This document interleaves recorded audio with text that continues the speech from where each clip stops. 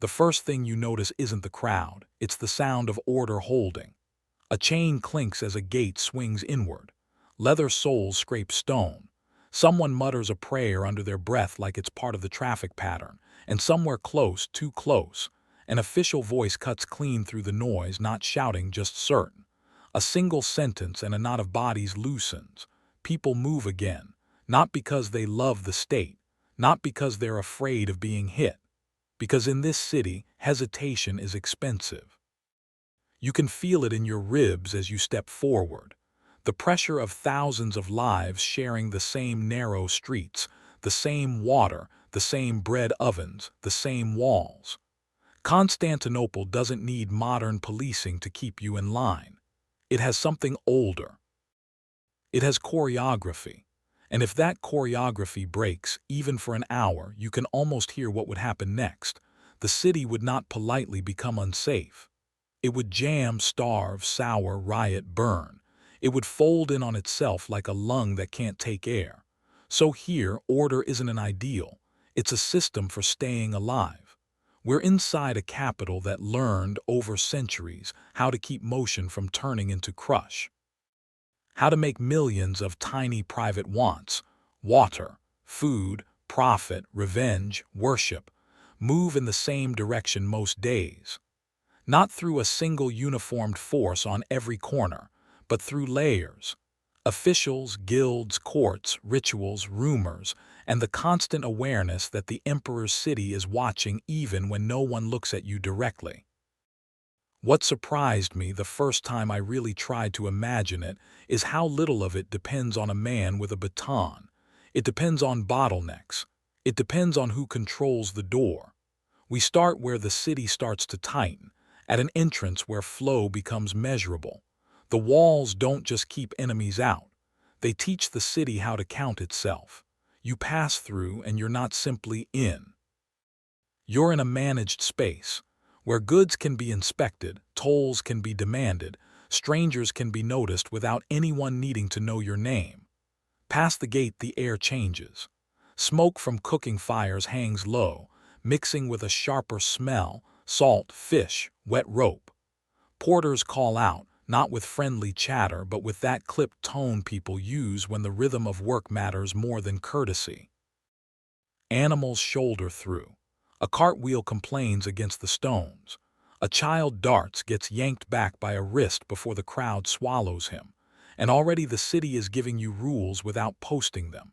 Don't stop in the throat of a street. Don't block the man carrying a load because he's connected to 3 other men and a deadline you can't see. Don't reach too long toward someone's purse because this isn't a lonely alley city. This is a dense city, and density is its own kind of surveillance. You drift toward the commercial heart, where business becomes a public event. The avenue broadens and suddenly you're moving with a current, not as yourself, but as a particle in something bigger. The stones underfoot feel worn smooth in the center, as if the city has been rubbing the same line for generations.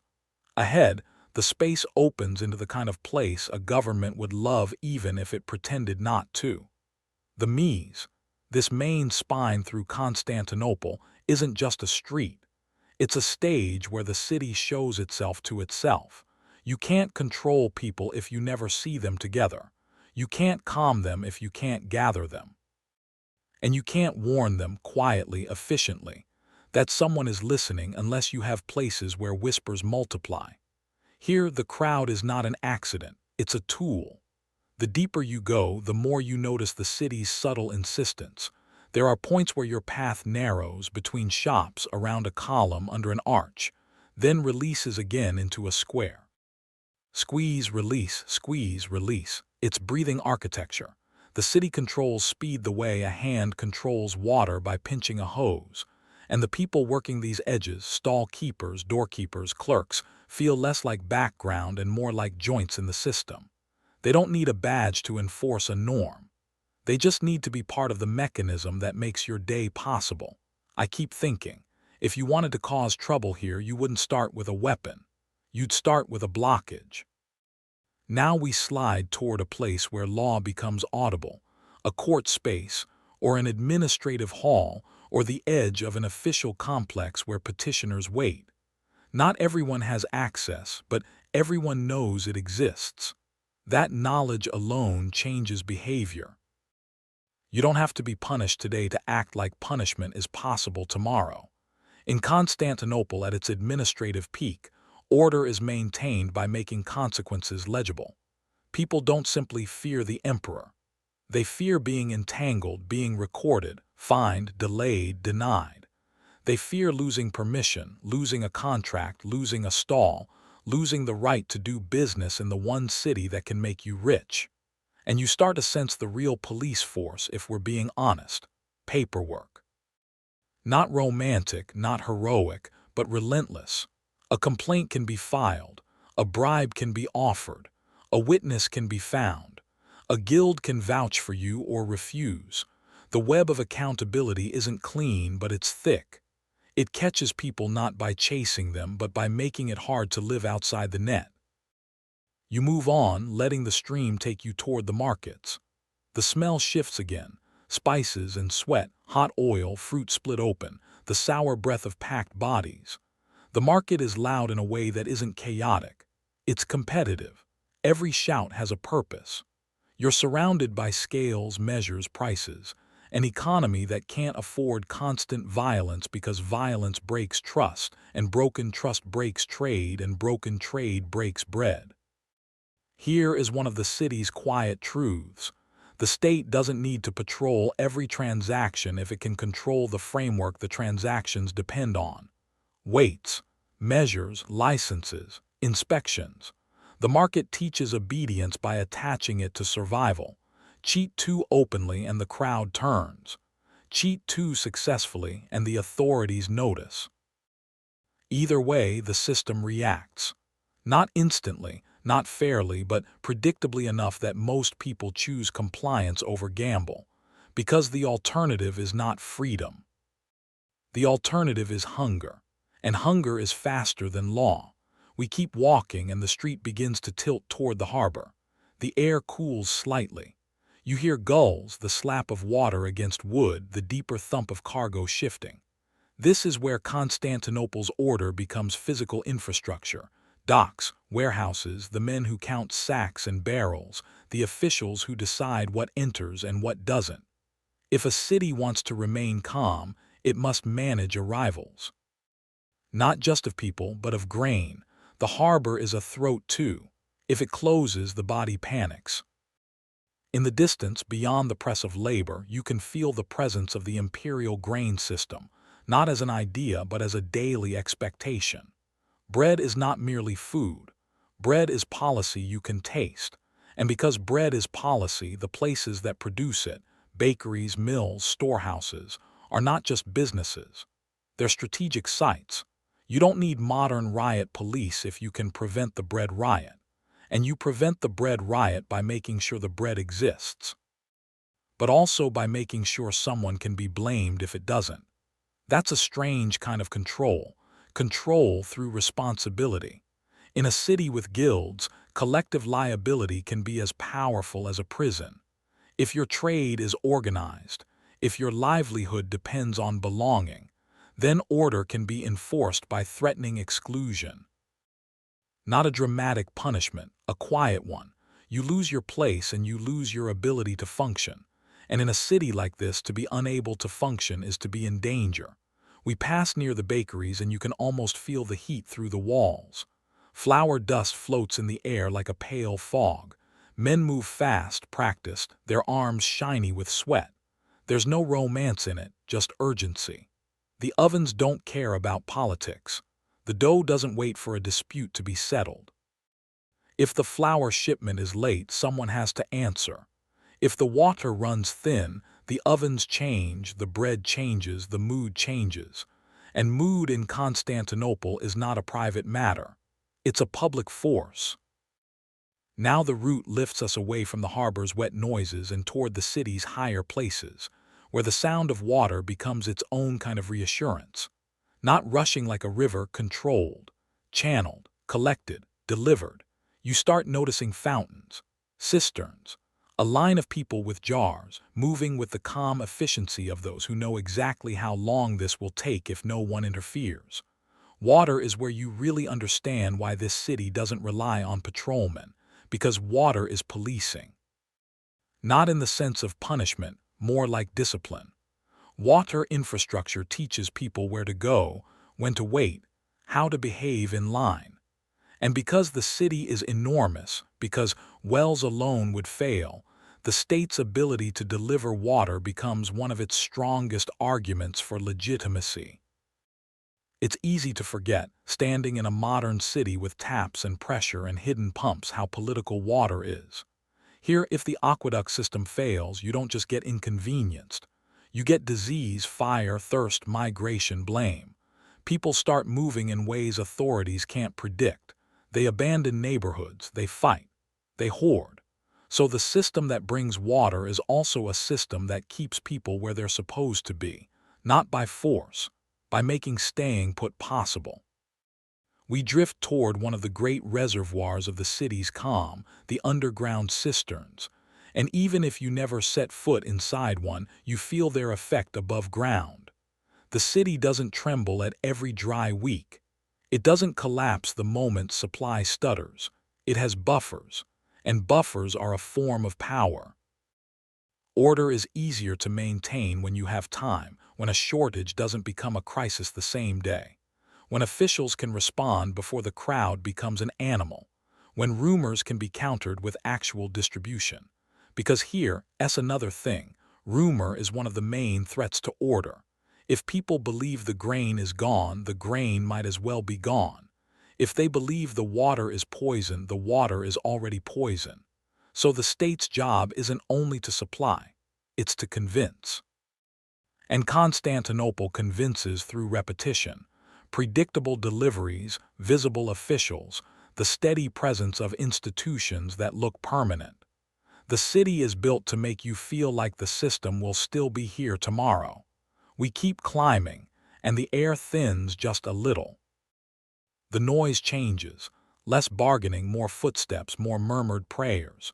You begin to pass more religious spaces, and the city's control shifts from material necessity to emotional management. Churches and monasteries are not only places of worship here. They're also places where crowds can be gathered and calmed, where charity can be organized, where anger can be redirected into ritual. In a modern frame, it's tempting to separate state from religion. But in this city, the boundary is porous. The same structures that feed the soul also feed the poor, bury the dead, teach the frightened how to endure. And endurance is order too. If people have a place to bring their grief, they're less likely to bring it to the street as fire. If people have a calendar of fasts and feasts, time itself becomes structured. Structured time is easier to govern. A city that moves together, stops together, mourns together, doesn't splinter as easily. Even the sound of bells, regular, familiar, can act like a heartbeat. It tells you the world is still functioning. I catch myself imagining what happens when those sounds stop, when the rhythm breaks, when the usual cues fail. Because at this scale, confusion is contagious. Now we're nearing the zones where imperial authority becomes less abstract. Not necessarily the palace proper, not yet, but the districts where the state's presence is thick in the air. You feel it in the way people lower their voices without knowing why, in the way certain men stand still while everything moves around them. Order here isn't only enforced, it's performed. The emperor's power in Constantinople is not just law, it's spectacle, procession, ceremony. The city is designed for official movement. Routes exist for controlled crowds. Squares exist for announcements that must be heard. The hippodrome, more than an entertainment venue, is a pressure valve. That's one of the most startling systems in this whole city. A place where the crowd can scream, demand, celebrate, threaten. Where the state can hear it, gauge it, answer it, or suppress it when needed. The hippodrome is not merely a stadium. It's a conversation with the masses conducted at dangerous volume. And in that space, order is maintained not by preventing emotion, but by channeling it into a known arena. Better to have the roar in one place than to have it ignite 100 streets at once. Better to let factions organize where they can be watched than to force them underground where they become unpredictable. There's a hard wisdom there, even if it's cynical. You don't eliminate the crowd. You domesticate it. We continue along the spine of the city, and now the scale starts to press on your mind. You've been walking through systems, gates, markets, harbors, bakeries, cisterns, churches, arenas, and you realize each one is a method of control that doesn't look like control. They look like life. And that's the point. Because modern policing, as we imagine it, is visible. Uniforms, patrols, cars, lights. In Constantinople, order is distributed. It's baked into where you buy bread, how you get water, who can sell what, where crowds can gather, how disputes are heard, how announcements spread, how time is marked. You're not being watched by one eye. You're being held by 1,000 hands. And as you move, you start to feel the consequences of failure more clearly, like the city is daring you to picture it. If the harbor stalls, the bakeries choke. If the bakeries choke, the markets boil. If the water falters, disease whispers through the alleys and fire becomes unstoppable. If the churches lose credibility, desperation has nowhere soft to land. If the hippodrome becomes only entertainment and not a valve, the anger finds a different shape. Every system leans on the next. Every failure cascades. And suddenly, the lack of modern policing doesn't feel like a gap. It feels like a misunderstanding, as if we've been looking for a single lever when the city is a whole machine. Then comes the moment where everything reframes. Not because you see a single grand building, though there are plenty, but because you realize how many people are required to make this city feel normal. Not just soldiers, not just officials. Porters, scribes, bakers, water-keepers, shipworkers, clerics, judges, guild elders, messengers, street sweepers, men who maintain lamps, men who repair stone, men who carry the dead away before sickness can argue with the living. Order at this scale isn't a stance. It's labor. Relentless labor. And once you accept that, the city becomes almost frightening, not for its violence but for its appetite. It must constantly consume effort. If the effort slows, the city doesn't gently decline. It snaps. This is the scale shock. Constantinople isn't kept orderly by a thin layer of force sitting on top of chaos. It's kept orderly because chaos is never allowed to be unstructured. Even conflict has channels. Even hunger has procedures. Even grief has a place to go. And the biggest act of control might simply be this: making the ordinary predictable enough that most people choose not to risk breaking it. Because breaking it means falling out of the net. And falling out of the net here can mean disappearing. We're still walking, and the city keeps folding into itself. Another square, another passage, another knot of voices around a dispute that somehow doesn't become a fight. A man gestures sharply, another answers, then an older figure steps in, says something that sounds final, and the two separate like someone cut a thread. No one claps. No one calls it justice. It's just handled. Handled is what this city specializes in. And I can't stop thinking about how fragile that handled feeling really is. How much depends on people believing the system will show up. How much depends on the next bread delivery, the next water flow, the next public ritual, the next official announcement. Because belief is a resource too. So here's what lingers as we drift toward the edge of the day, toward streets that narrow again, toward homes stacked close with the intimacy of shared walls. In a city this big, if order is maintained by systems more than by patrols, then what happens when the system itself becomes the thing people no longer trust? What does Constantinople do when the choreography still exists, but the crowd stops moving with it?